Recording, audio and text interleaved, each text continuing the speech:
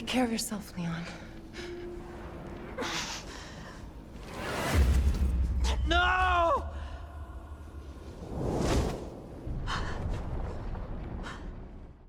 What do you think, Leon? People can change, right?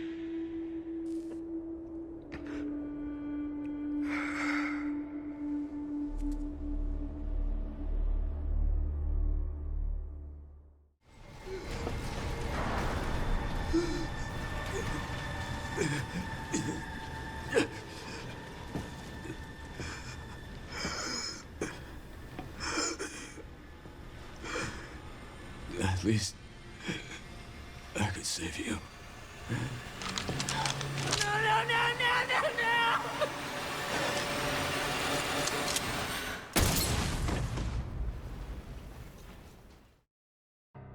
If we jump back to the year 1998, the genre of horror in video games could not be discussed without bringing up the name Resident Evil. With the second release of the franchise, Resident Evil 2 introduced Capcom's golden child in the franchise, Leon S. Kennedy. Leon Scott Kennedy was introduced to the world with the original release of Resident Evil 2 on January 21st, 1998.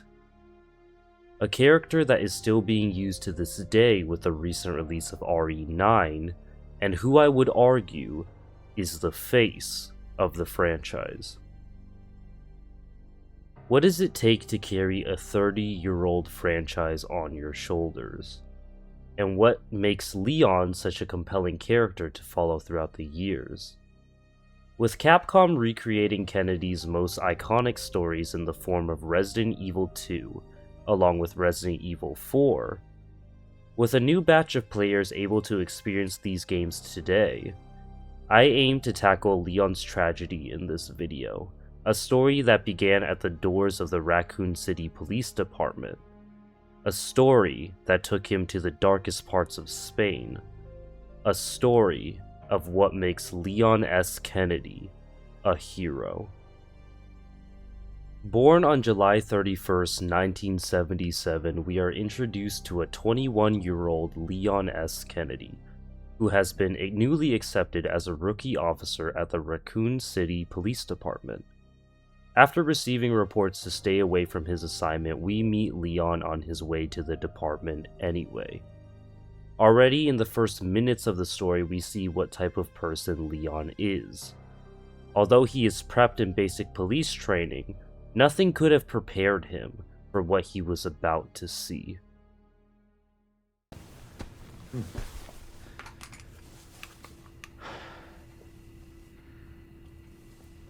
Something's not right. In the face of an abandoned gas station, blood pours on the floors, a scene that would leave many running away and hiding in order to preserve their own safety. Leon presses forward with nothing else in mind but the hope that there are people in this building he can help. Leon displays a quality that most people lack in our world today, the unwavering optimism that despite the circumstances, there will always be something that he can do if he tries hard enough.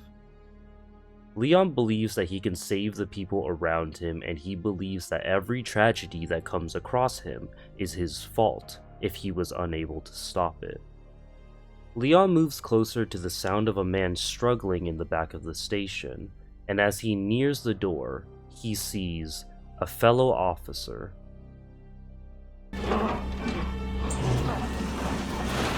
Stop moving! Officer, you need help? Stay back, sir. I got this.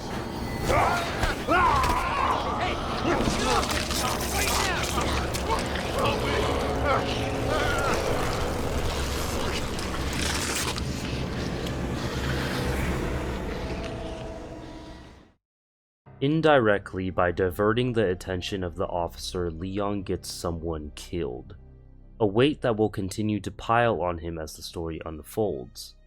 In the face of a crazed person, Leon freezes. He wishes to divert the situation, and the idea of shooting the attacker doesn't enter his mind until it is already too late. While believing you can save absolutely anyone by trying your best is a mentality that will keep Leon moving, in this very first encounter we learn how his own mentality can get people killed as well. As Leon finally musters up the courage to shoot the attackers, he realizes that the people attacking others are no longer human anymore. Exiting the gas station, we are introduced to Claire Redfield, the second protagonist in Resident Evil 2, and Leon has a new obligation to her. As a cop, he is willing to protect Claire and he doesn't think twice about taking her with him, as he escapes the situation and heads into Raccoon City. Attention all citizens. Due to the citywide outbreak, you are advised to take shelter at the Raccoon City Police Station. Free food and medical supplies will be provided to everyone in need. Oh my god, this is so unreal. Police station's not much farther. They'll know something. Yeah, but what if we're the only ones? What if there's no No, survivors? there's survivors. It's a big city. There has to be. Again, Leon's optimism shines through in a bleak environment that would make any normal person shudder at the sight of it. In the face of an abandoned city, a shell of what it once was, Claire asks Leon what they will do if there aren't any survivors left. Leon immediately shuts her down as he believes no matter what, he will be able to make a difference and save the people left caught in the midst of this disaster. Once reaching a road blockade en route to the RPD, Leon and Claire are surrounded by infected as a giant 16-wheeler is barreling towards them. After surviving a direct impact wreckage, Leon is thrown off his feet with nothing in mind besides Claire's safety. A person he just met, a person who he knows nothing about besides her name and motive for entering the city. Leon is the type of person to be selfless in the face of danger. Not only does he immediately call out for Claire, but he is willing to worry about his own injuries second. With no other choice but to go their separate ways, Leon makes for the station with full faith in Claire's abilities. Once entering the station met with nothing but silence, Leon makes a beeline for the security cameras, hoping to find any sign of survivors.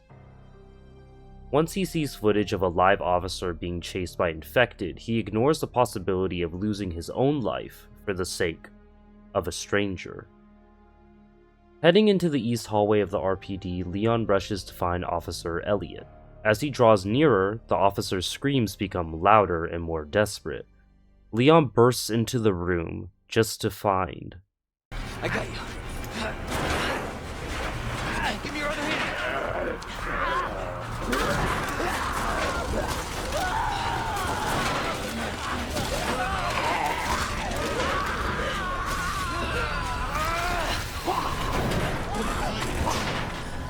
Jesus Christ.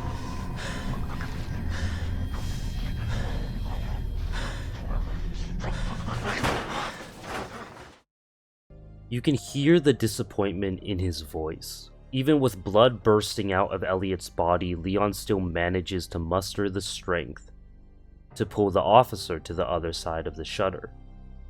And even with this effort, Leon again failed to do his job. He failed to save someone. Not only that, but his mind can't help but fill with thoughts of guilt. If only I was faster. If only I was faster, then just maybe he would still be alive. Just maybe I could have saved him. With the infected chasing behind him, it was Leon's turn to be saved.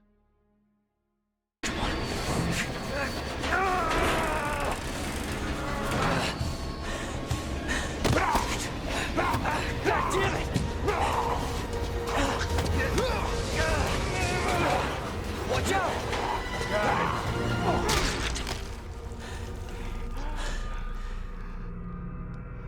You're safe. For now. Thanks. Marvin Browner. Leon Kennedy. There was another officer I couldn't...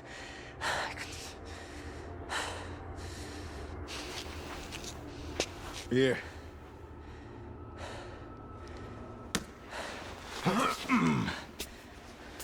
sure you did what you could, Leon.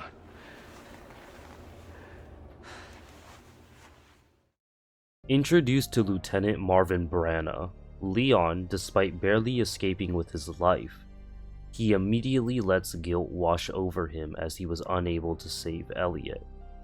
Marvin, unlike Leon, is a man who understands when it is too late to save someone, and he reassures Leon by putting faith in the young officer, by saying, "I'm sure you did what you could." Despite this, the weight of the people who die around him still lies on Leon's shoulders. Suiting up for action, Marvin is clearly turning into a monster, with a bite wound on the right side of his abdomen and his skin slowly losing its color. It is clear he is nearing the end of his story. Despite this, once introduced to the idea of a secret passageway, Leon's immediate instinct is to take Marvin to a hospital, despite the state of the city around him. Lieutenant, I'm not just gonna leave you here. I'm giving you an order, rookie. You save yourself first.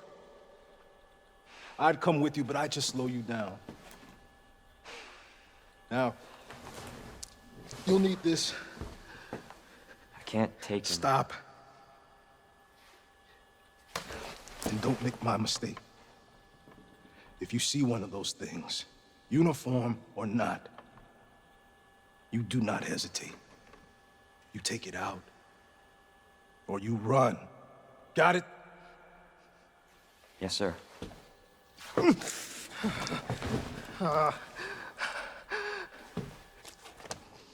Skipping ahead a bit in the story, Leon sees Claire again on the cameras. For the first time, we see him display genuine happiness as he realizes his faith was not misplaced. As we work our way towards her, we see just how glad Leon is to see a person he knows is still alive. Despite the awkward interaction between our protagonists, the sight of Claire rekindles the flame of hope within Leon. And although the interaction is cut short by a helicopter explosion, Leon now has another goal in mind: to keep his promise to Claire. Leon now ventures his way through the RPD, collecting 3 medallions to enter the secret passageway underneath the facility. Fighting through countless infected along with crazy mutations called lickers, Leon manages to scrape his way through the department with his life still in one piece. Once unlocking the passageway, Leon, filled with hope, rushes to Marvin to bring him along with him on his escape. Despite what he has seen, despite how dire the situation is to his own life, it takes being held at gunpoint and Marvin's last bit of strength to instill a lesson Leon needed to learn sooner rather than later. Save yourself. Come on, I've got you. Go! Look, we can still make it out of here together. Just keep... It's too late. I tried, Leon. But I couldn't stop it. We can't let this thing spread. It's on you now. Just go.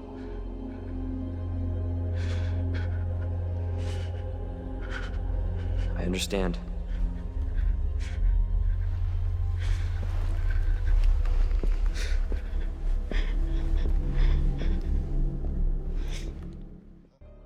Marvin's desperation is what Leon needed in order to finally move on without him. Despite his efforts, Leon couldn't save another person important to him. Why is it that Leon was able to be saved by someone by sheer luck?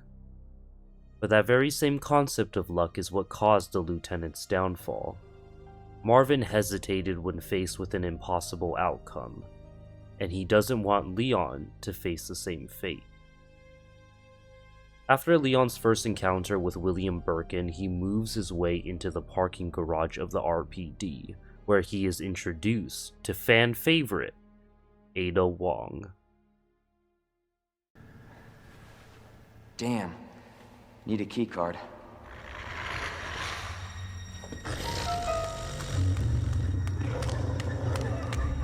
You gotta be kidding me. Get off of me!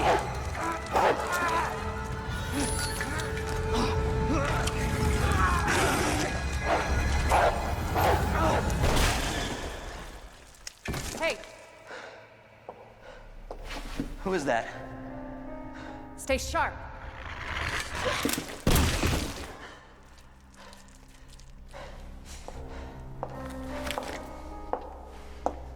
Lower it.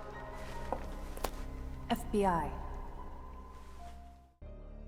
Already there is a shift in Leon. While at the beginning of the story he would have blindly trusted Ada to be a normal person, he holds her at gunpoint despite being quick to trust. Filled with questions of why the outbreak is occurring, Leon tries his best to press Ada for information in order to understand the weight of the situation, so he can be any help that he can.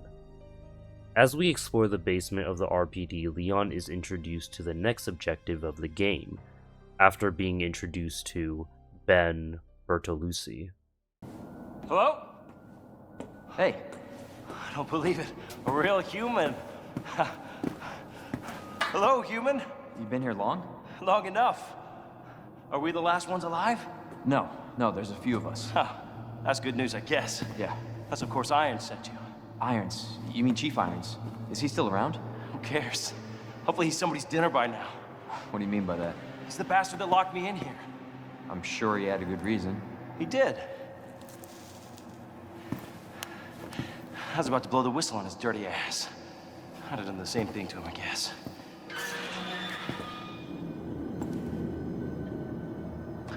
Hey, I'll make you a deal. Unlock this cell and I'll give you this.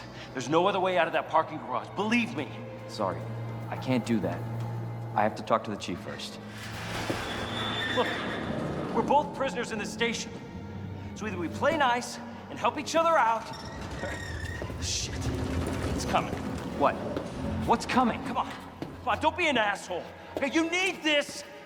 Just get me the fuck out of here.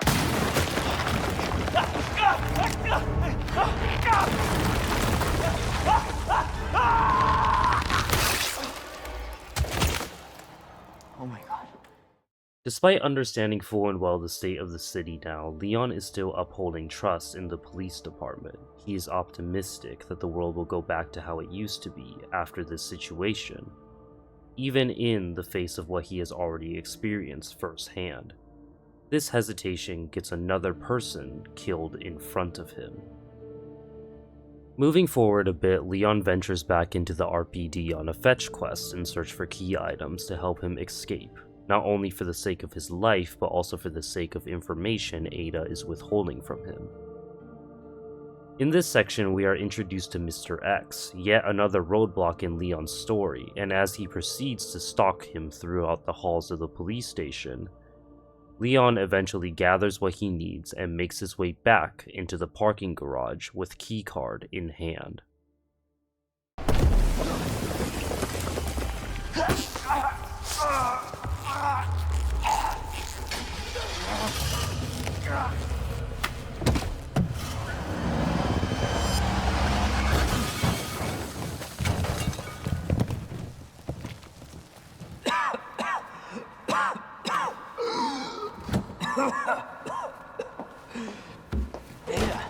This is getting old. Saving your ass, that's twice. I didn't realize you were keeping score. Look, this isn't a game. You gotta be kidding me. Nothing dies down here.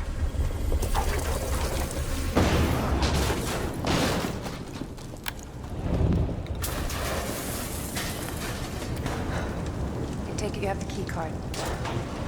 Yeah, and this. I was hoping you could explain what's on it. On their conversation out of the parking garage, Ada can see right through Leon, asking him if he is trying to save the world. She understands exactly what his motive is. Leon still wants to make a difference, although the situation is having its effect on him. He has not lost sight of what is important to him.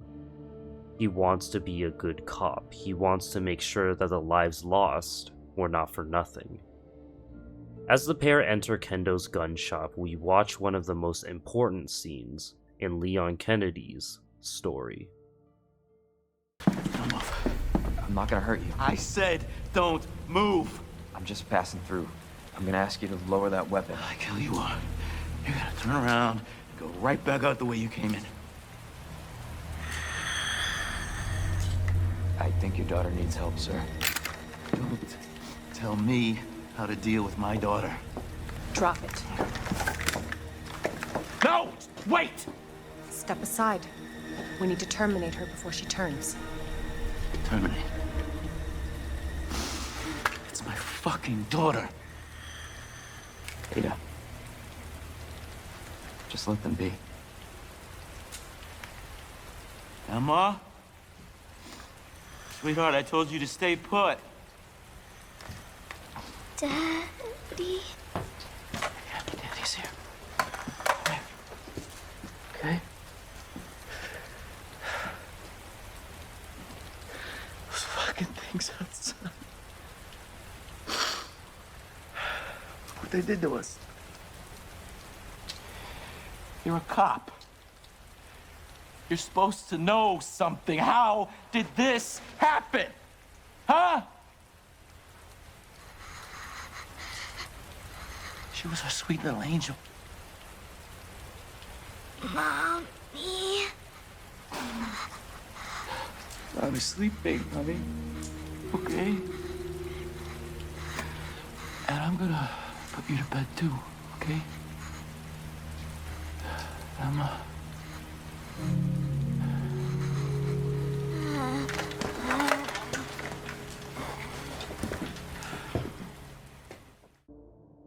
Terminate.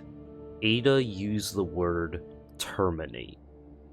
As if the child that was slowly succumbing to the virus was nothing more than a pest. As if all the people we have killed in this journey already were not once people before. People with stories, people with families, people who, just like Leon, had goals and ambitions before this tragedy fell upon them. One gunshot. That's all we heard, and Kendo and Emma's story is over. Leon joined the force to help people, to save those in need, and on his first day, as a true police officer, he has failed every single person in front of him. Why does he get to survive when others suffer? Not just death, but seeing the heartbreak in a man's eyes as he is forced to make the decision to put down his daughter after losing his wife. Leon makes a promise that no matter what, he will save this city, or sure as hell, die trying. Entering the sewers, Ada and Leon work together to work their way closer to Umbrella, with the goal of taking down the facility together. Fighting through infected as well as a giant sewer monster, the player and Leon slowly begin to trust Ada.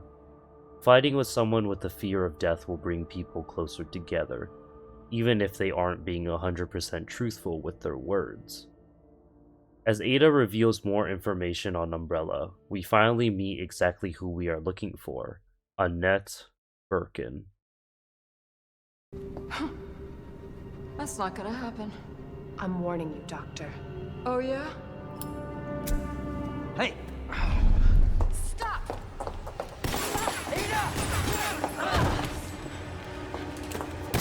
You'll never get the T-virus! Didn't expect that from a scientist. Leon. Forget about me. Just go. Stop her before she gets away. With Leon incapacitated, we follow Ada in her pursuit of Annette. Despite Ada's worry, Leon's mind is set on completing his promise to get to the bottom of this matter. As Ada fights her way through Infected, encountering Mr. X once again, and even fighting her way out of an industrial furnace. Her luck eventually runs out, as Ada is wounded and unable to continue her pursuit as she slowly loses consciousness. Coming to, Leon fights through horrific situations just to get back to Ada, as a person close to him needs his help. If he can't save Ada, he has no hope to accomplish his goal. In true Resident Evil fashion, Leon fights his way through hordes of enemies, collecting key items in order to move forward, and even has his second encounter with William Birkin, until finally, after making it out, the two are finally reunited. Ada! Ada, where are you? Over here! Ada! I was getting worried there for a sec. I can't get it out. I don't know if I should, Just do it. I can't walk like this. Okay. It's gonna hurt. Hold on. I can do it myself. Just relax, okay?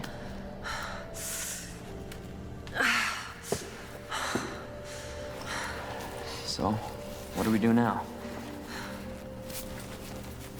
Get yourself out of here. While you still can. I'm not just gonna leave you. Not like this. You don't understand. The situation's worse than I thought. You're not getting rid of me that easy. You protected me. Now it's my turn. Didn't realize we were keeping score.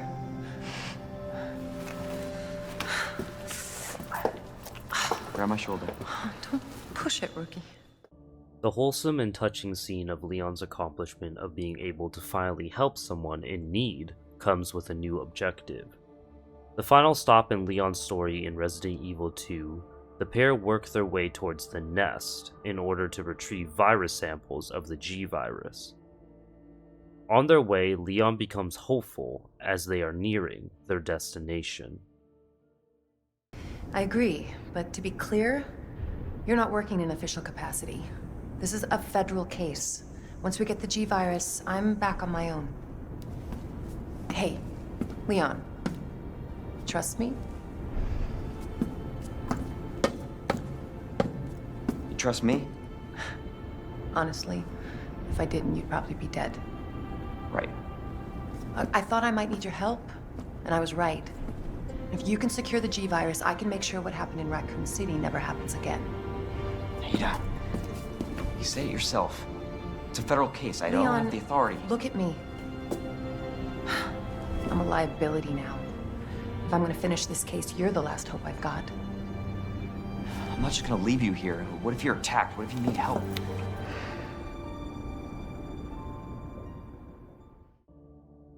Leon cannot let another person down. The weight of the deaths he has experienced firsthand. The amount of people who he was unable to save before his arrival in Raccoon City. And now Ada, counting on him to complete this case. He enters the Nest with determination to finally make a difference in this city. Fighting through hordes of new, more dangerous infected, Leon uncovers the secrets of Umbrella and their story.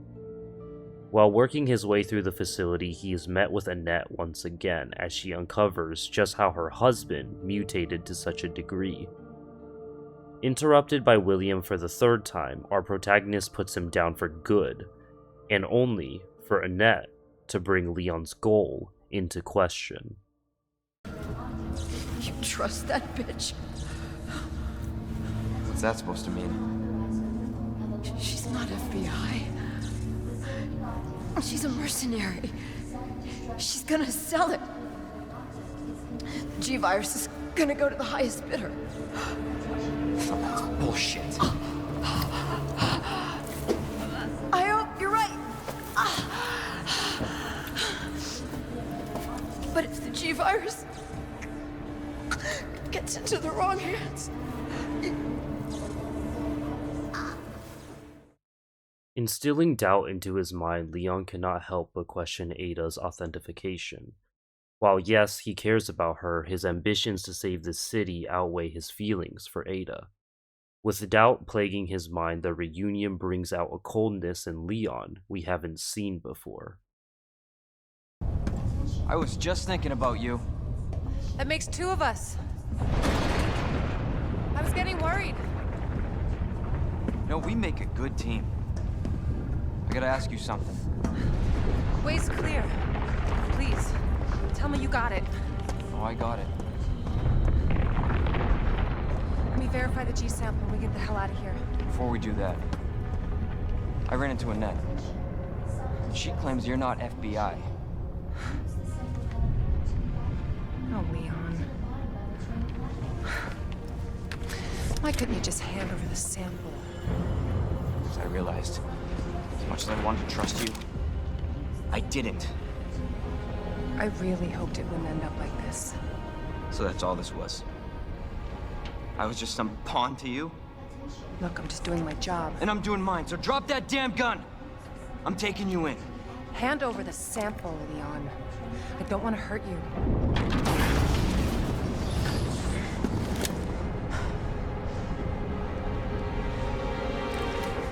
And you shoot me. But I don't think you can.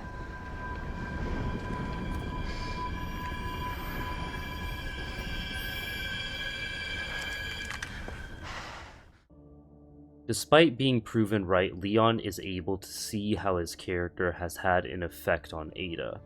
While yes, she was focused on doing her job and using Leon for her own convenience, Leon saw the genuine care Ada slowly displayed towards him, and understood that despite the circumstances he can be right to trust some. But unfortunately, even with this, Annette interrupts their conversation.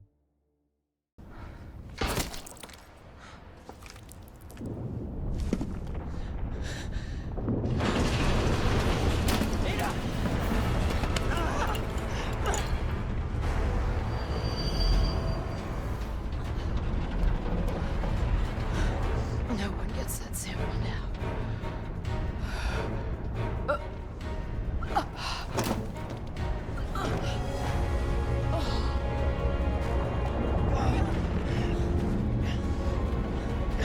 Hold on.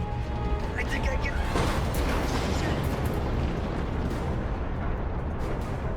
Forget it. Shut up, I've got you.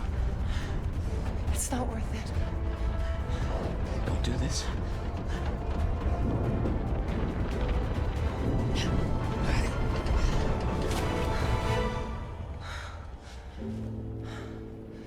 Take care of yourself, Leon.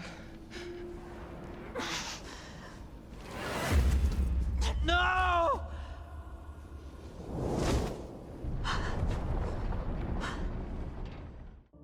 Despite her betrayal, despite her lies, Leon still cared for Ada whether you believe it was out of love or just an accurate display of his character. Leon wanted to save Ada so her life would not add on to the weight on his shoulders. Despite their determination, Leon fails once again to save the person he cared about, being unable to pull Ada back up with him, and as the sample falls into the abyss, Leon successfully destroys the final sample of the virus, but his ambition along with it. Leon was unable to do his job throughout the entirety of this game. What did it matter if he saved Ada back in the sewers if he still failed her when it really mattered? Along with Kendo and Marvin, the weight of the losses pile upon our protagonist as the nest crumbles around him. It isn't until he sees a familiar face that he remembers. Even with these losses, he still has one promise he can keep. Leon? You're down here too! Yeah, but the whole place is coming down. Listen to me. You need to get out. Fast. Yeah. There's a way out. We can make it. Where are you now? Claire, are you still there? Leon? Hey, Leon, you're breaking up. Forget about me. Just get out of here. Motivated by Claire's survival, Leon moves through the crumbling building, fighting off infected and having his final encounter with Mr. X. Through a long and arduous battle, the rookie police officer comes out on top in his encounter with Mr. X. And right as the building is about to self-destruct, he is reunited with the person he began this story with.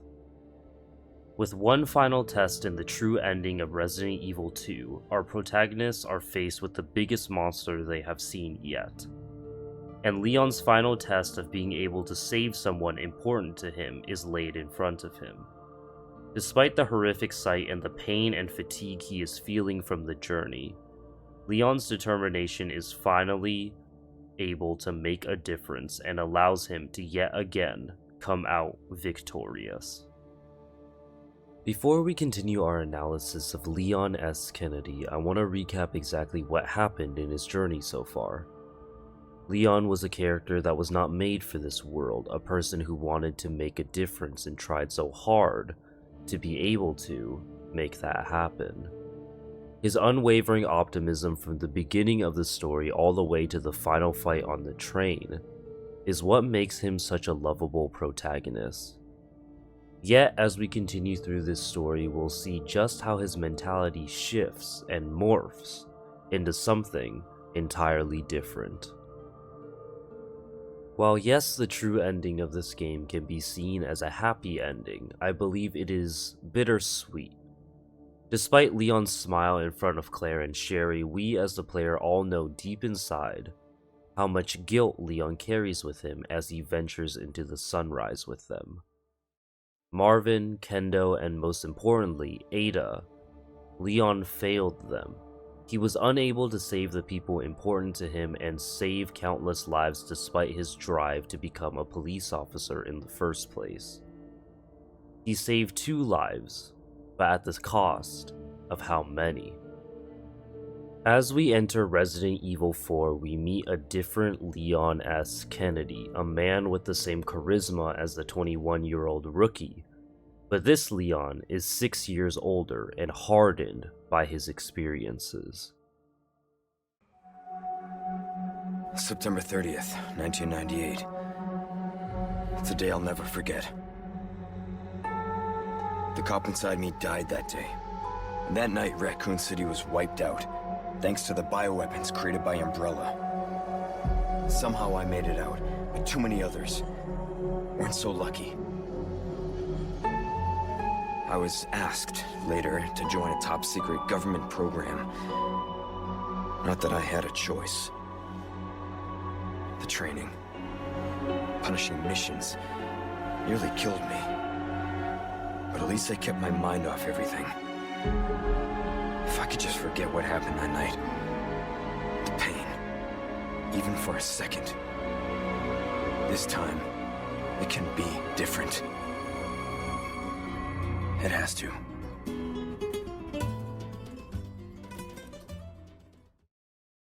Introduced to a 27-year-old Leon Kennedy, he is no longer the rookie cop that we grew to love in Resident Evil 2. He is now a government agent who has been shaped by his grueling training and promoted as a high-level secret agent. Haunted by the night in Raccoon City, Leon is brought back to us with a fear instilled deep inside him. He is afraid of failure. With the destruction of Raccoon City, Leon was unable to make a difference he wanted, and the weight of the innocent lives lost have taken their toll on Leon for the past 6 years. Leon enters Resident Evil 4 with a mission to rescue Ashley Graham, the kidnapped daughter of the US president, from a cult called Los Illuminados. Every assignment Leon receives, every single life that is placed in his hands. He cannot afford to fail another person again. On the drive to their destination, Leon is colder, a lot more straight to the point than he was at the beginning of RE2. He keeps to himself and the bubbly optimism that has been buried under years of trauma. Unlike the gas station at the beginning of RE2, we see Leon's training was not a waste of time. He is stronger, his reflexes are faster, and most importantly, he no longer hesitates to get the job done. In the face of a horrific scene of the Las Plagas parasite, Leon is able to keep his cool and focus on the overarching mission. As Los Illuminados gives our protagonists a proper welcome to their village, a church bell rings and we learn that Leon S. Kennedy might not have changed as much as we thought. Huh?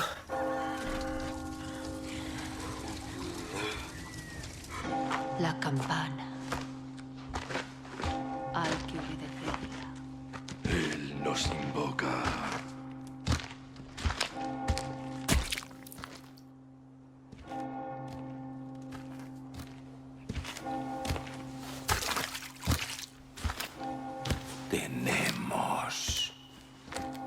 servir.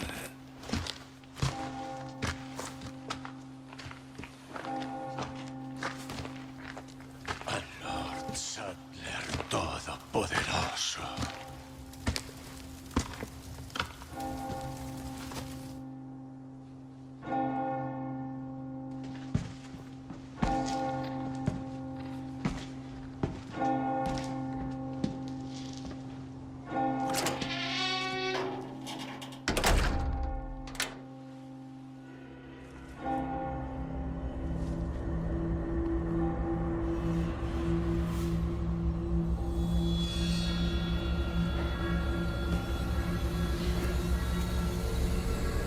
Where's everyone going?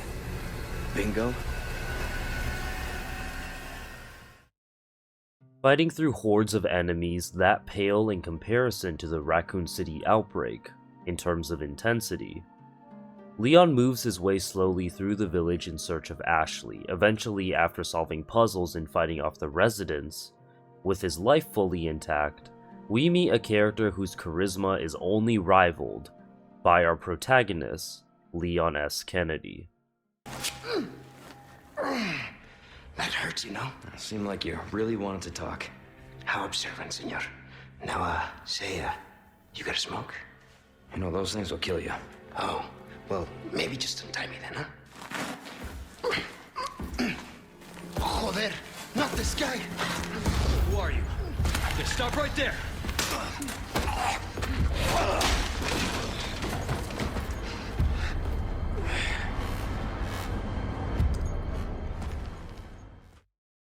Luis Serra. A man popular with the ladies, Luis serves as another example of how different our Leon has changed since entering the RPD. Leon is cold towards Luis, keeping their conversation as short and simple as it needs to be. It isn't until Luis hints towards the location of Leon's assignment that he starts genuinely caring about the man and what he has to say. As they struggle to free themselves from the chains, and Leon uses his resources to take out a cult member, we see how Leon views Luis in this situation, nothing more than a roadblock in his mission. With new intel on Ashley's whereabouts, Leon heads towards the old church, eyes set on completing his mission no matter what. On his way there, Leon has another encounter with Torres Mendez, one of the sub-leaders of the cult. During this struggle, we learn that not only is he infected with the Las Plagas parasite, but he is saved by a familiar face. Unfortunately, Leon does not see his savior, but now he understands that he is no longer alone. With his newfound intel that Luis Serra is an ex-Umbrella scientist, this info lights a fire within Leon to make up for his past failures. Fighting deeper into the village, Leon is met with his first massive blockade. Despite making it to his destination of the church in search of Ashley, the place is locked tight, causing Leon to set his sights on a lake nearby. As he ventures into the body of water in nothing but a small boat, Leon has a fatal encounter with the cult's giant sea monster Del Lago. While the fight was long and arduous, Leon ends up on top, but unfortunately, we see how the parasite flowing in his blood starts to take full effect. Sacrificial lamb, you will receive our most sacred body. Begins now. When day breaks, you too will join our covenant to share in my holy blessing forever.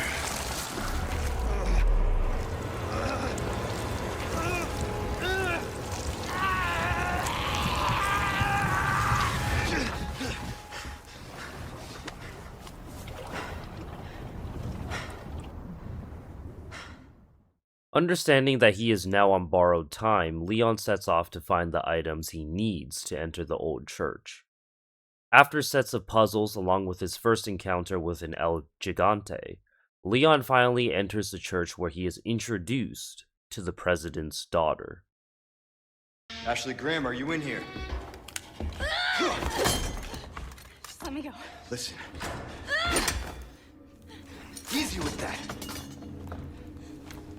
My name's Leon. I'm here in the President's orders and... That went well.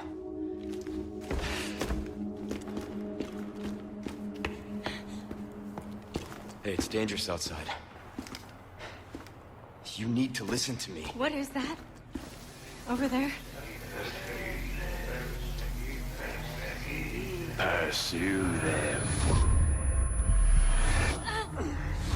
The lost lambs are escaping. Perseguirles. Deliver unto them salvation.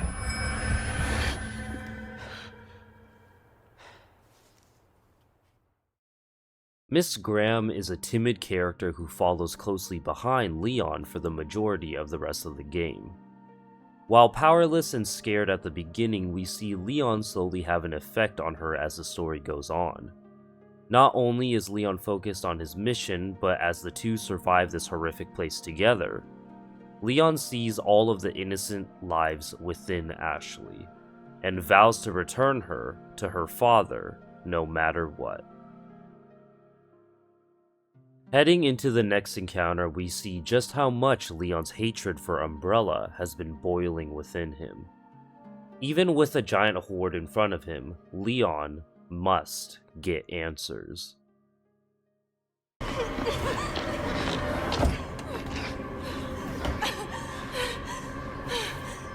You. Hey, listen, about earlier... Yeah, about that. Hey, I see you found your missing señorita. Señorita has a name and it's Ashley. You are? Name's Luis. Encantado. Great. We all have names. Now then. Who are you? And what are you doing here? Very good questions, unfortunately. Hide, now. In that case... Here, help me. Ashley, quick! Over here. Go.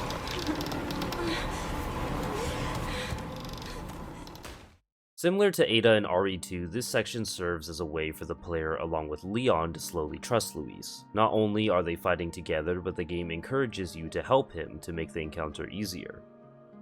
The Sweet Talker not only has his way with words, but is capable of helping Leon by killing other cult members along with providing ammo when needed. Overall, by the end of the encounter, even if Leon is still hesitant and skeptical, the player cannot help but grow to trust Luis. Leon! This way, hurry!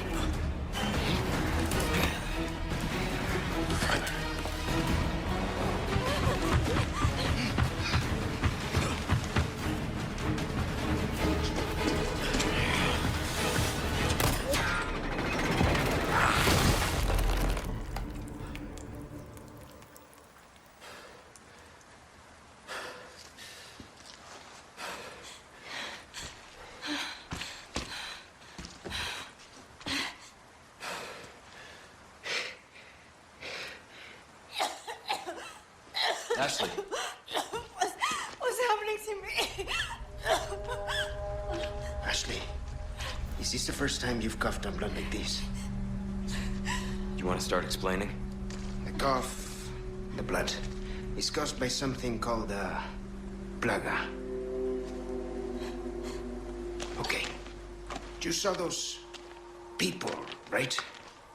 But you have the same thing inside you. The same thing that made them like that. This, what you're experiencing, these symptoms, they're only the beginning. I don't want to become like them. You are, well, lucky. You see, at this early stage, the parasite, the plaga, it is possible to remove it with a surgical procedure. And all you need is some know-how. And oh yeah, the right equipment. Wait, you two? No worries. See, I have a plan. But you're going to have to trust me.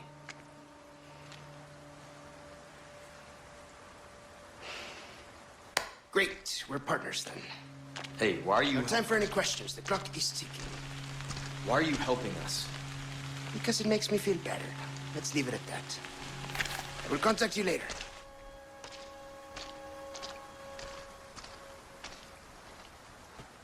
With both Ashley and Leon infected with the Plaga, Luis reveals that he has a way to help both of them. Whether it be the encounter before or rather being simply out of options, Leon places his trust in Luis as he can't return Ashley with a parasite still inside her. As the two focus on escaping while putting faith in Luis's words, they continue into the village and have another encounter with Torres Mendez. In the face of this threat, Leon doesn't waver and even tells Ashley not to worry about him even if he dies. The most important thing to him is for Ashley to be safe and his job to be complete. Once finally putting Mendez down for good this time, the pair come closer together. Leon can't help but succumb to Ashley's charms, and Ashley tries her best not to be a liability and aid Leon whenever she can. As Ashley just had to see the castle before ending their vacation, the two enter the castle with a reminder of their time running out. With Luis giving them a new rendezvous point, Leon guides Ashley through the terrain, shielding her from catapults and arrows, and every single thing the cult throws at them. Once our protagonists seem to have a moment to breathe, we are introduced to another leader of Los Illuminados, but this time, he's just a tad bit smaller. A most warm welcome to my castle. Such a pleasure to finally make your acquaintance, Mr. Kennedy. Who the hell are you? Me? Oh, please, call me Ramon. And allow me to get straight to the point. I would like you to hand the girl there over to me. Now. Yeah, fat chance, Ramon.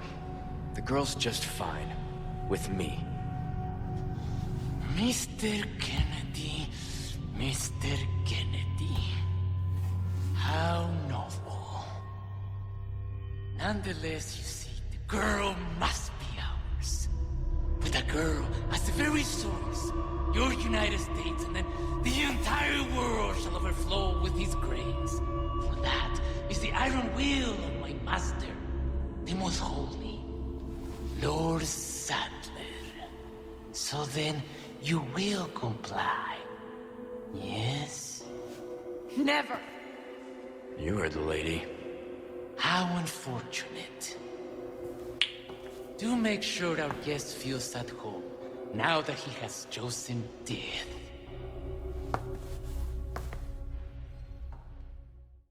With Ramon Salazar revealing the cult's true end goal with Ashley Graham, Leon is more motivated than ever to keep her safe.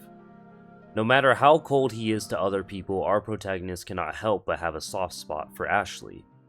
No matter how many times she screams for help, their trust in each other gets put on full display in one of the following encounters, where not only will Leon protect Ashley from a horde of cult members, but Ashley will be the key to continuing their path forward.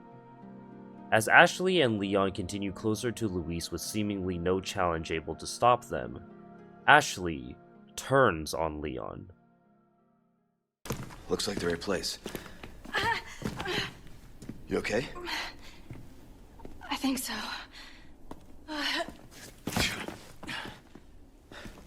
Instead of worrying about her, worry about your own skin. Foolish little lamb.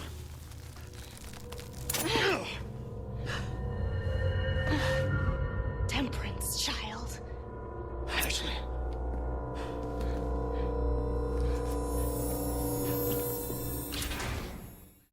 Scared to hurt Leon more than she already has, Ashley runs off into the castle filled with threats to get her own safety. While Leon understands where she is coming from, he will not allow her to get herself hurt and pushes himself forward no matter what to continue his mission. But most importantly, find Ashley safe and sound. With this in mind, Leon presses forward, entering a room in the castle where he meets a familiar face. You can stop right there, Leon. Wouldn't make me use this, would you? Ada's return serves as a distraction for Leon. While he is happy to see her, he believes he has changed. Someone who will not fall for her lies again, and our protagonist believes he can see right through her motives. While we don't know if that is true or not yet, Leon wants to see Ada as nothing more than the woman that betrayed him all those years ago. We all know he still has a soft spot for her, buried under time. Fighting through more grueling puzzles along with countless enemies including another El Gigante, Leon is finally reunited with his missing señorita.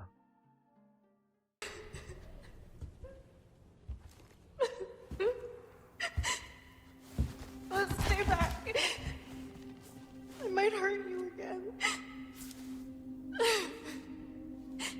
I'm so scared.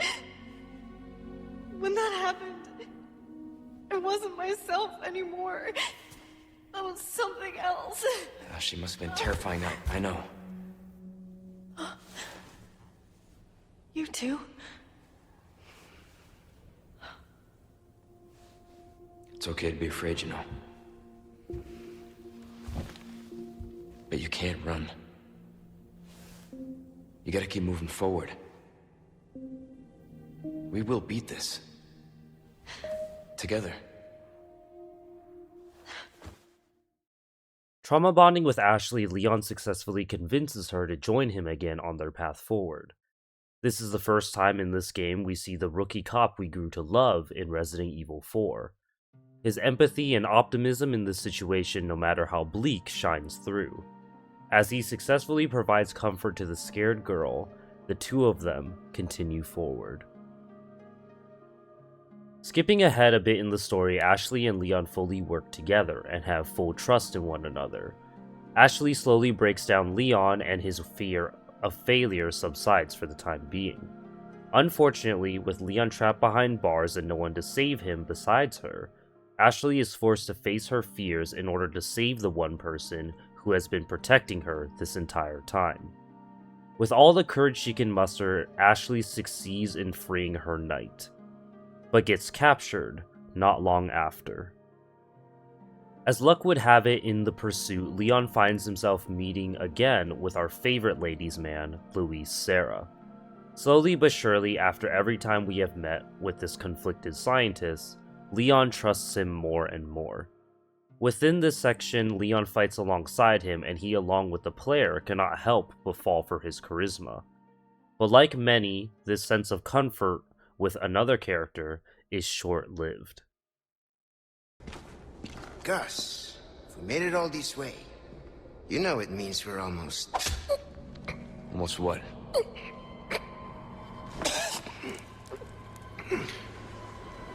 Luis!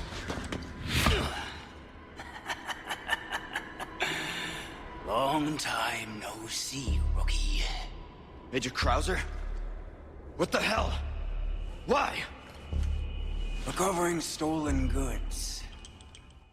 Major Krauser, a man that serves to bring Leon's philosophy into question. A man from his years after Raccoon City that taught him how to be a true soldier. A man who values strength, power, and survival. Krauser sees weakness as something revolting, as if strength is the only thing in this world that proves worth. Leon, despite the years, still believes in strength to be used to protect those in need. A mentality that has stayed true long before his first day in Raccoon City. As their blades collide, the two are not only fighting physically, but their ideologies clash harder as each soldier draws blood. With Krauser saving their true battle for later on in the story, Leon is saved by Luis, as the scientist tries to do one last good thing in his life. And such a loss to the ladies of the world. Don't talk. Take this. The key to my laboratory. Go there and remove those damn parasites. Help Ashley.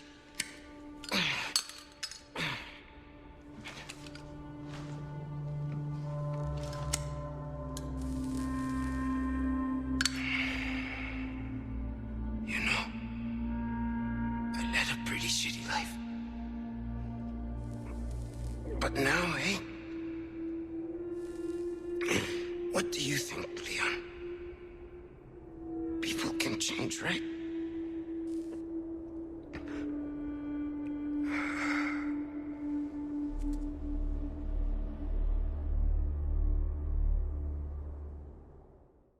The concept of change. The main theme of this entire story I will circle back to shortly. But who exactly was Luis Serra, and how did his death affect Leon? Yet again, someone important to him, someone he learned to trust, was taken away from him as Leon failed to protect him.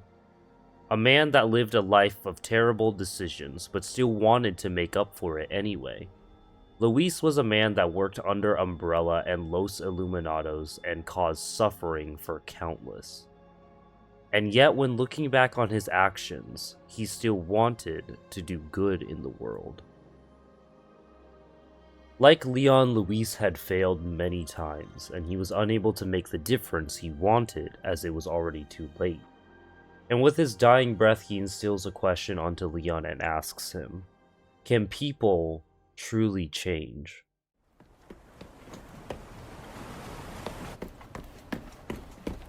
Leon.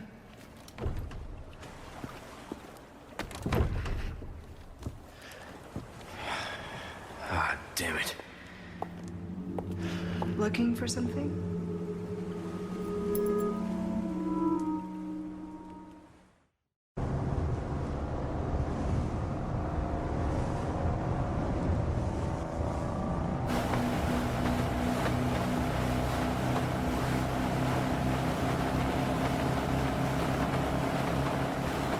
You look like you've got something to say.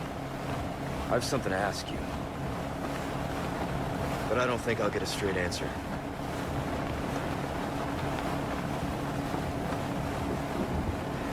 Raccoon City. You know, after the incident, the world changed.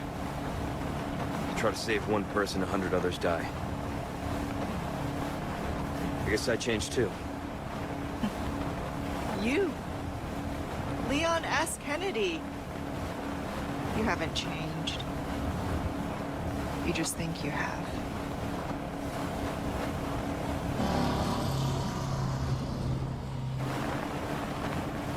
So here's my question. Have you changed, Ada? Or are you just trying to use me again? What do you think? We're here. Don't think too hard, handsome. See you later.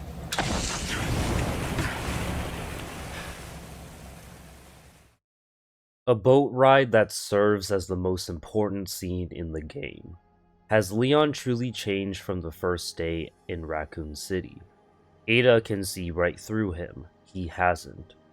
Leon was a man that wanted to make a difference but failed when it truly mattered. A man haunted by the countless lives that slipped through his fingers. A man that cannot come to terms with the fact that there are just some people who you cannot save. Even asking Ada if she has changed further cements the truth. He is optimistic, hoping that even after the betrayal and after all the years, Ada has become someone he can trust. And while this hope is not entirely misplaced, Leon is not allowed to see it, as the mercenary doesn't lay her cards on the table. Despite being hardened by his training and trauma, no doubt Leon S. Kennedy is the same man who we saw in RE2, hoping and hungry to prove himself that he is capable of saving those that matter to him. Nothing will stop him from reuniting with Ashley. Ashley Graham in this story serves as Leon's second chance, his chance at redemption. Leon wasn't able to save Marvin, Ada, or the entirety of Raccoon City, but he can and he will save Ashley. Rather than a mission, Ashley morphs into something more to Leon. She is living and breathing proof that despite the setbacks, despite the failure, it is no longer an option. that Leon will have to settle with. Not only that, but Ashley brings back the Leon we all know and love. Throughout the game, as he ventures alongside her, Leon becomes more chatty and he smiles more often. Not only does Ashley affect Leon, but Leon serves as a sort of mentor for the young girl, constantly reassuring her and complimenting her bravery and ability to handle herself. Leon slowly instills confidence in Ashley, and slowly but surely they tackle this horrific world together. With Sadler capturing Ashley for the final time, Leon is forced to face his past, coming face to face with his old mentor, Major Krauser, once again. Throughout this fight, Krauser shows exactly what type of monster he has become in exchange for power. An ideal so tunnel vision that he has forgotten what exactly it meant to be a soldier. As the conflict between the two characters continues, Leon is forced to prove himself, that no matter who stands in his way, he will always be able to use his strength for good. Krauser serves as a possible future for Leon, a mirror in the sense of if he continues down this path of accepting failure, he can become someone so unrecognizable, a soldier so blinded with power that he could lose sight of what exactly motivated him to begin in the first place. Although difficult, the battle between the two comes to an end where Leon has to end his mentor and place his ambitions on top. What you have to do.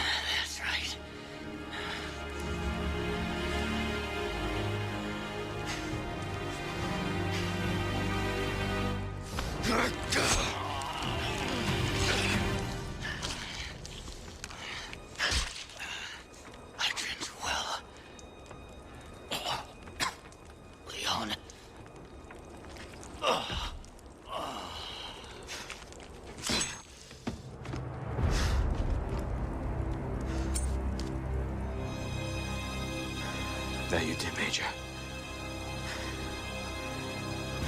That you did. With Ashley in his arms, Leon forces himself towards Luis's lab to finally make a difference. Succumbing slowly to the parasite, Leon's end is in sight, but with nothing stopping him from saving Ashley. This time, it will be different. This time he will succeed, and this time he will finally give purpose to all the blood he has shed to make it to this point. As the parasite is eradicated from her system, Leon finally did it. This was it. Even with his death, he had finally protected someone important to him. Ashley.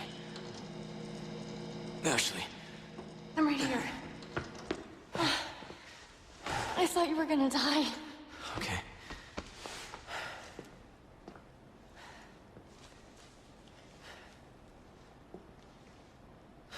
You did this. Yeah. Yeah, I did this. Can you stand?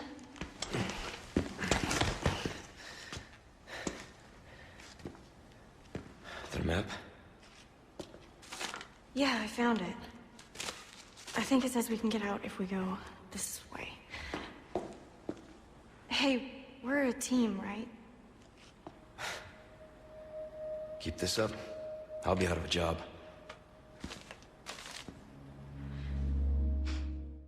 What happens when you give everything to someone? Leon gave his life in order to ensure Ashley's safety, and with all the pain he has endured to get her this far, it was finally Ashley's turn to return the favor. No longer are the weight of his failures lying entirely on Leon's shoulders, but rather, they will endure the pain together. This entire time, the story was not a knight saving a princess, but rather two characters growing to trust one another and be stronger together. With Ashley by his side with success in sight, Leon has one more loose end to tie before sending Miss Graham home. Ada!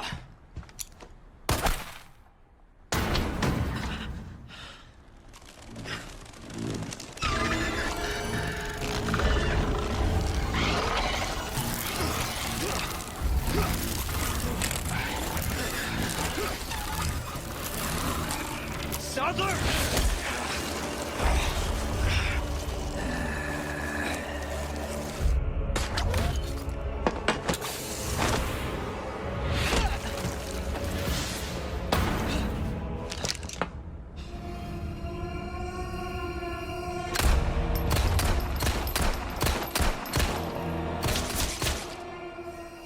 You renegade! You have forsaken only body. The bright gift to become one with us.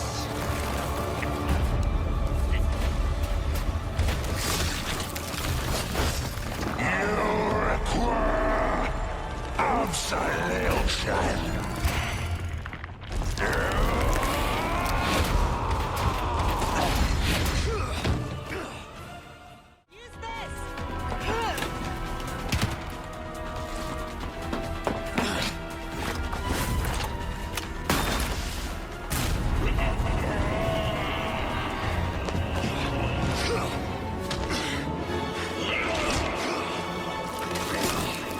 I'll give you a holy body.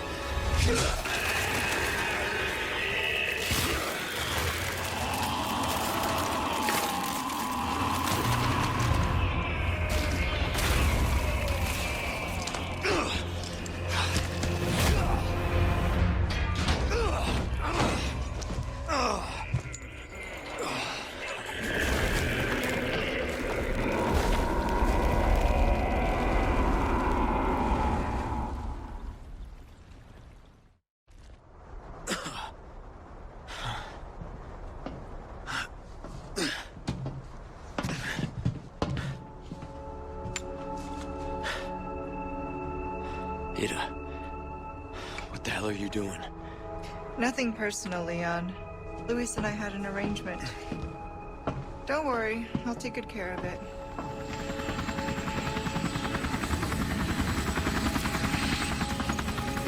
Ride's here. You coming? I think we both know this is where we go our separate ways. I see.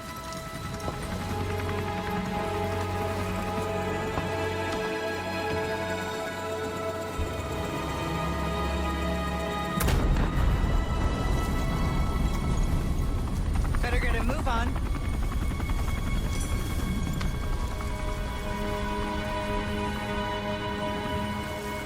Cute.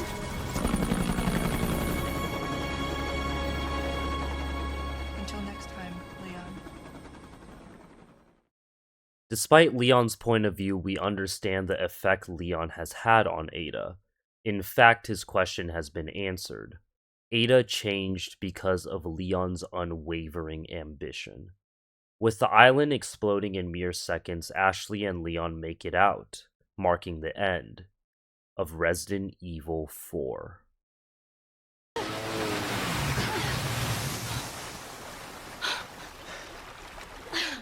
You alright? I'm not sure, that was insane.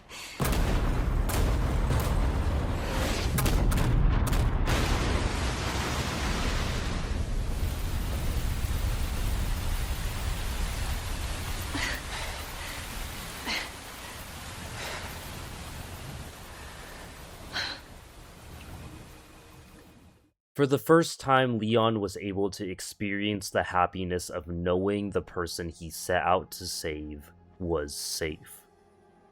Leon, with his own two hands, finally succeeded, not perfectly and certainly not without loss.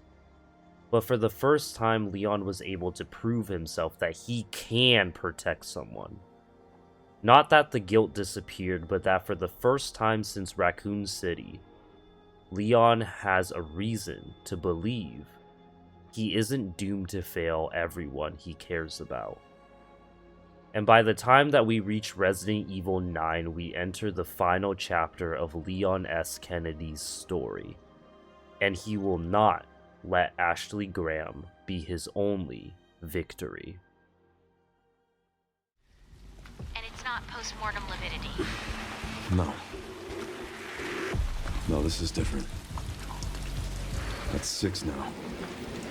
6 survivors of Raccoon City, all dead from the same thing. Yeah, that's not good. No. No, it's not.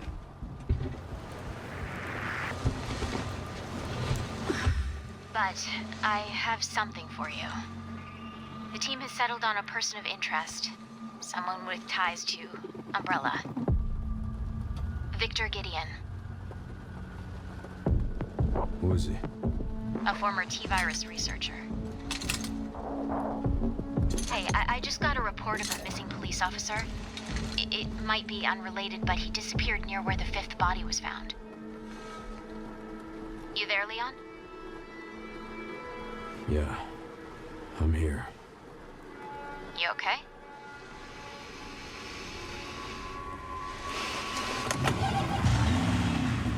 Some of the edges. Check it out.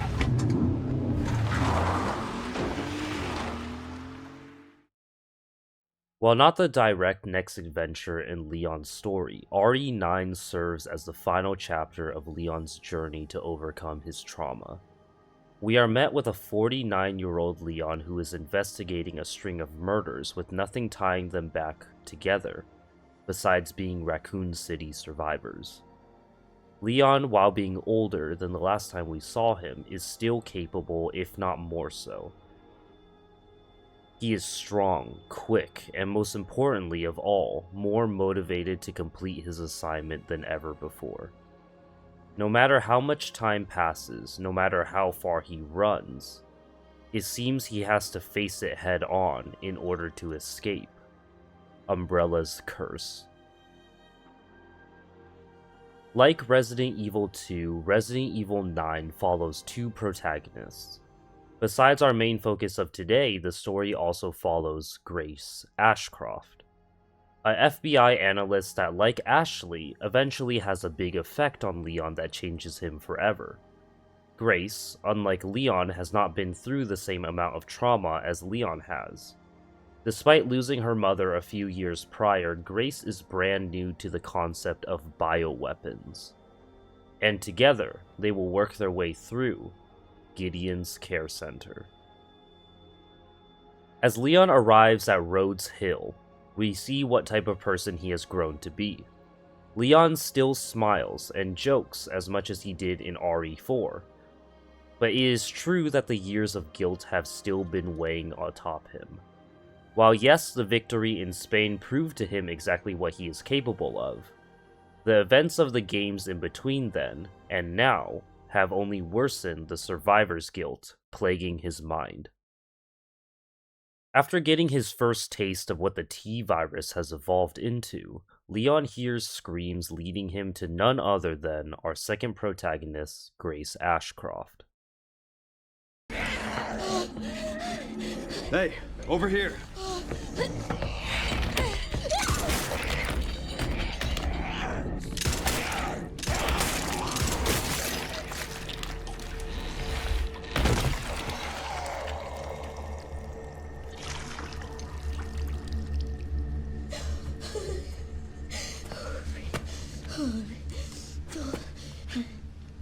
You okay? Yeah. Thanks.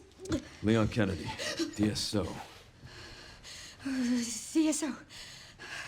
I'm Grace. Ashcroft. FBI. FBI?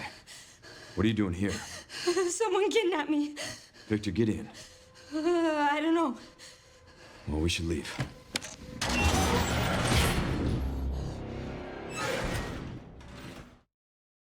As we proceed through the halls of the Chronic Care Center, Leon's calm demeanor is mirrored by Grace's constant stress of every little thing. Many players might see Grace's reactions as over the top, but I'd argue any person stuck in the situation she is, forced into a world so foreign, would react in the same way if not worse. But Leon? Leon is numb to the tragedy. The weight of his failures are worse than any monster he is forced to fight, and any pain he will endure for the rest of this story. As Leon is captured by Gideon, we learn exactly what he is suffering from: Raccoon City Syndrome. As if the survivors of Raccoon City haven't suffered enough from the endless trauma that haunts them every night. Almost all of the survivors now have a new virus to worry about. Leon suffering from this disease stands as a physical reminder of his failures, and the virus itself symbolizes the guilt he carries with him every day. And if he cannot find a way to let go of it, it will slowly kill him. With not only his own life at stake, but Grace's and Sherry's as well, Leon's determination returns, as always, to make the difference he has been searching for all these years. Any chance he gets, whenever he can, Leon works his way through enemies for the sake of the lives in his hands, protecting Grace from hordes of infected while not losing sight of his borrowed time.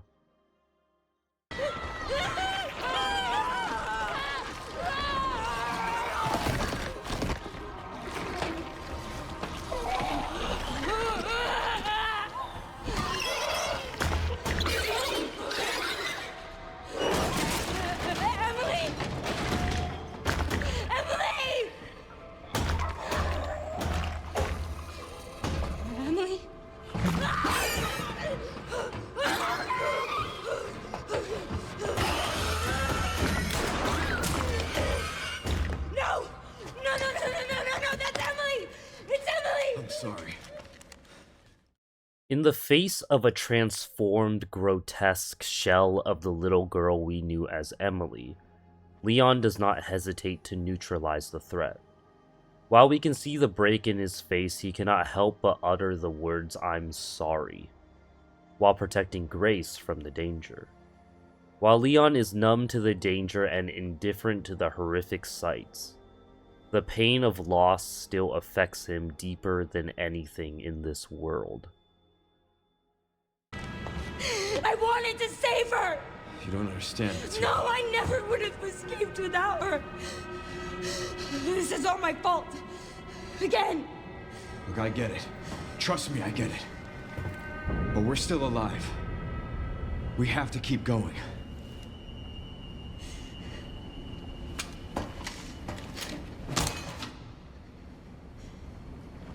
No.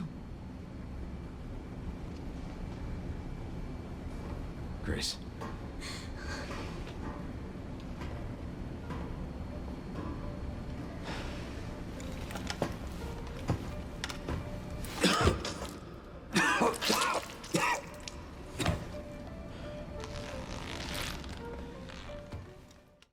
Leon understands Grace's pain. No matter how he seems now, the rookie cop in Raccoon City will always be a part of him. He understands better than anyone how it feels to have hope, to save someone who is beyond saving. With his experiences shaping his current decisions, he adopts a role similar to Marvin, trying to highlight the importance of their own lives, and how they, unlike Emily, are people still capable of saving. But what makes this conversation different from the one between the police chief of the RPD and a newly assigned rookie is that Grace cannot accept what Leon learned all those years ago. In the face of a reality that someone you care about is beyond saving and there is absolutely nothing you can do about it, Grace breaks under the realization. A feeling that Leon can relate to more than anyone, a decision to run away which he wanted to take so many times before. Like most final chapters in a story, Leon S. Kennedy finds himself in the place where everything all started. A place where his greatest failure took place. A place that he never believed he would ever be able to walk the streets of again.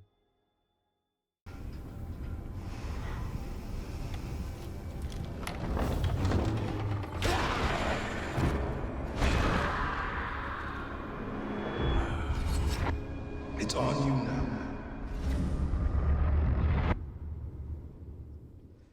Forced to face his downfalls, forced to face the memories he has been trying so hard to suppress. The story of Raccoon City never ended with the missile strike that day. Leon was a part of this story, and he is here to write the final page. To destroy the last remnant of Oswell Spencer's work. Leon will not fail this time. He will give purpose to his life, and most importantly, all the people he has lost along the way. Just like Ashley, he will save the people around him now.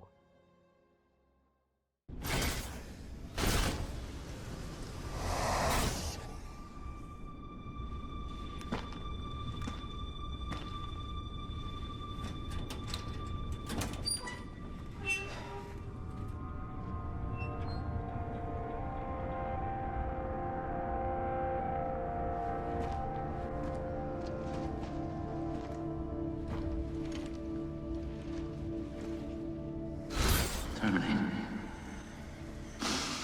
It's my fucking daughter. You're a cop. You're supposed to know something. How did this happen?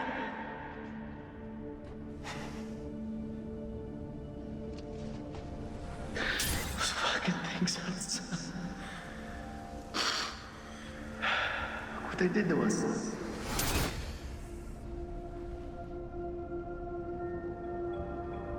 I'm so sorry.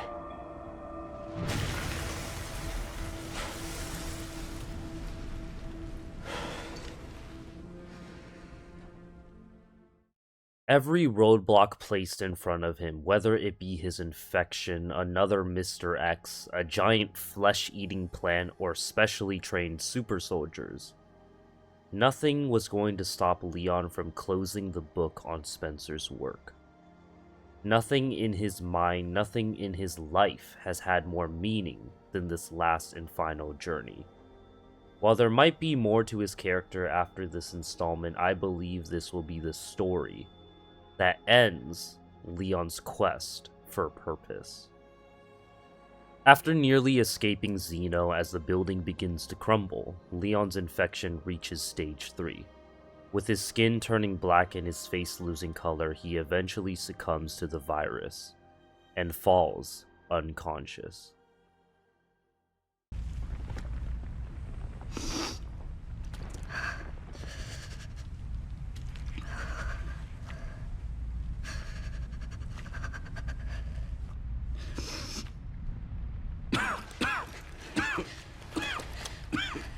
Leon, are you okay? How long was I out? I don't know. A while.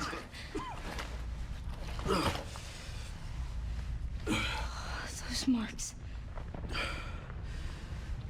It's T-virus. Stage 3 infection. If you're so sick, why would you come here?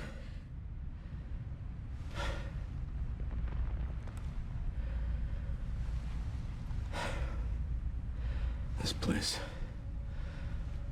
Raccoon City was where it all began for me. Where it all happened, I couldn't make a difference. So I am here now. We can't stop Xeno.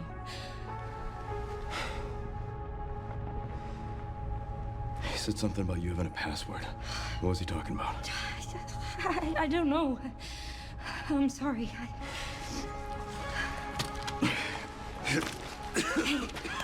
Here.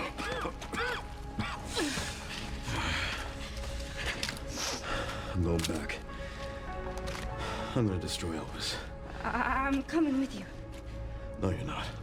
I don't want any more regrets. Whatever it takes, count me in.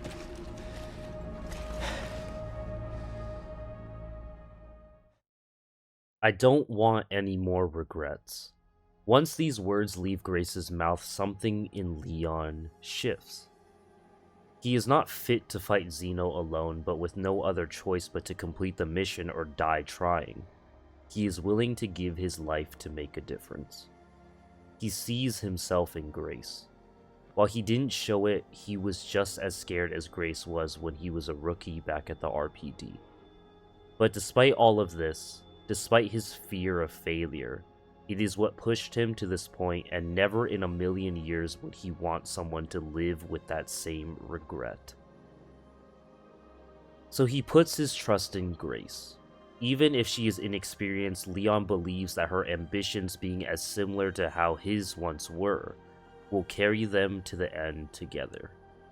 Leon is placing trust in Grace's word, that even in death, he will still have the peace of mind of knowing that Grace was capable of ending this story. Grace is a symbol of hope, for not just the story but for Leon as well. Someone who will be able to do what he couldn't, someone who will come out of this story without the same regrets as he has. Even if Leon fails himself, the mission will be complete because of his trust and hope in Grace. As Leon slowly makes his way to the climax of the story, there are two endings the player can choose from. I don't know the password. It's okay. Soon left it wide open for us. Any wrong code will do. It'll destroy Elvis.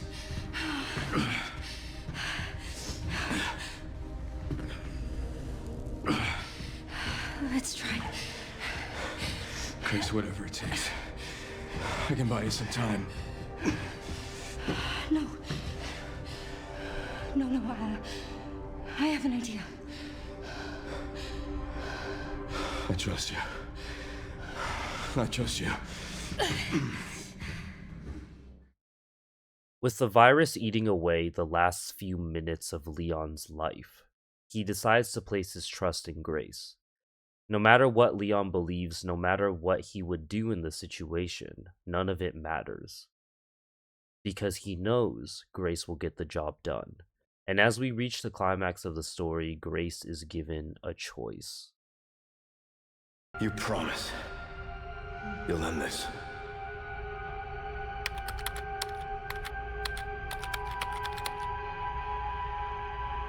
This is it.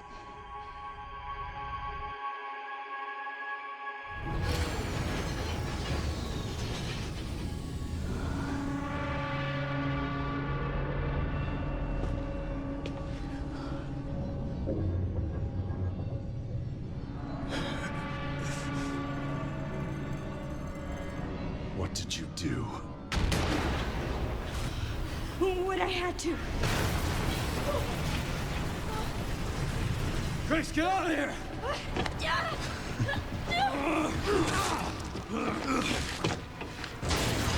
Go! Right behind you! Leon! What are you doing? Come on! With Elpis destroyed, Grace's mistake was not trusting her own intuition. Despite it being the choice that Leon had suggested, it was the very same choice that allowed him to meet his end. This ending serves as a punishment for the player, as it is clear exactly what Elpis is. A final hope for Spencer, a final hope for the lives lost, and a final hope for Leon to make the difference he was born to do. Going back to the choice, if Grace listens to her better judgment, and Leon puts full faith in the person he can count on, we are rewarded with Leon's final battle.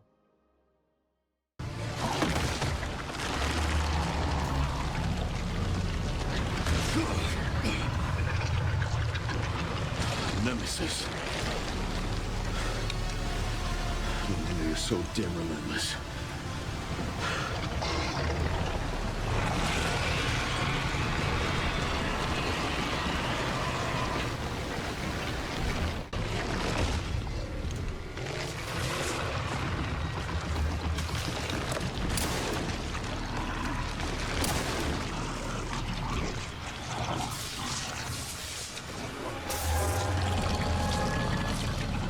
This time, you ain't getting back up.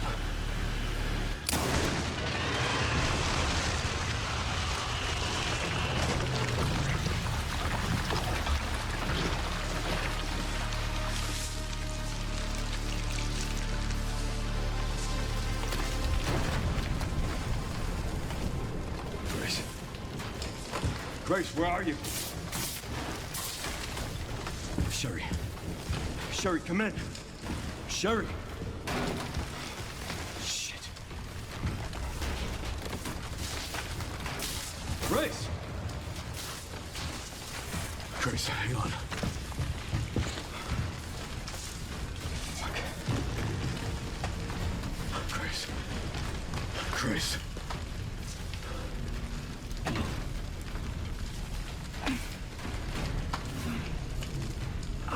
Leon. We need to get you out of here. Come on. Let's get you out.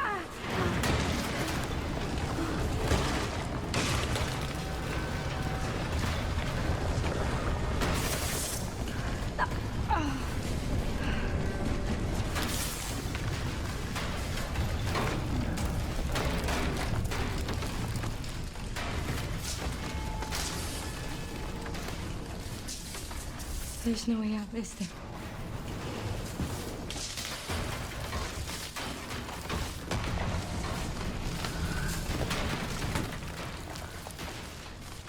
Well, I'm not gonna leave your side.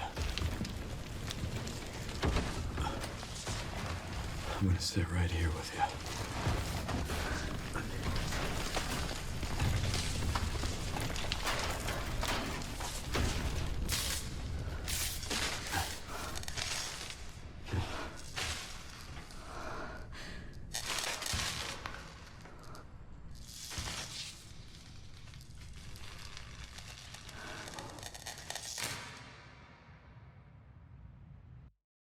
Taking the gloves off his hands, wiping his blood-stained hands from the sins of regret and guilt he has carried for 30 years. Leon was able to finally forgive himself.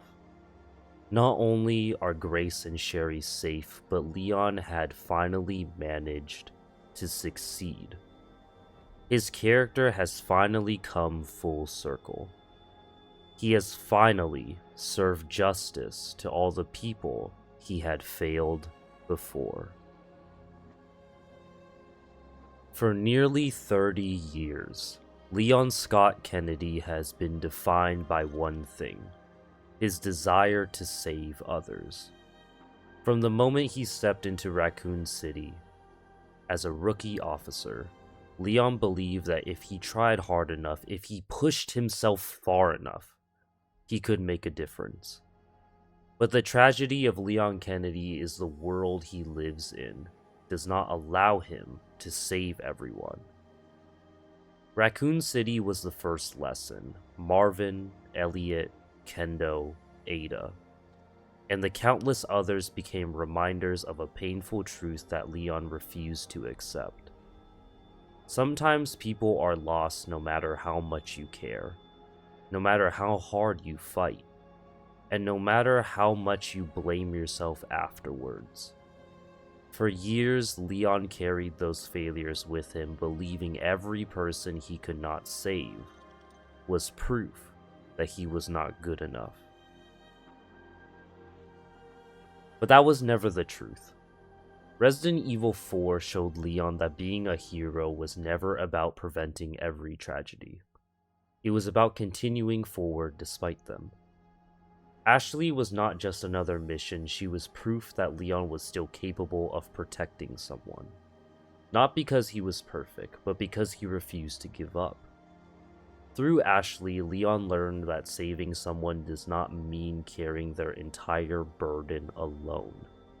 Sometimes, the people you save are the same people who help save you. And by the time we reach Resident Evil 9, Leon is finally forced to confront the thing he has spent his entire life running from: himself. The rookie cop who entered Raccoon City, the agent who fought through Spain, and the survivor who carries decades of guilt were all the same person. Leon never needed to become someone else, he needed to forgive the person he had always been.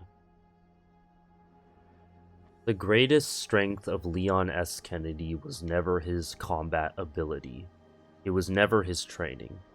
It was never his ability to survive impossible situations. It was his humanity. In a world filled with monsters, Leon remained someone who cared. Someone who saw people instead of casualties. Someone who believed that lives mattered even when the world constantly proved otherwise. Leon Kennedy's story is not about a man who saves everyone. It is about a man who learns that saving every one person can be enough. For 30 years, Leon has carried the weight of the people he lost. But in the end, his greatest victory was not defeating Umbrella, destroying viruses, or surviving another nightmare. His greatest victory was finally understanding that the lives he saved were never overshadowed by the ones he lost. And with that is why Leon S. Kennedy is a hero.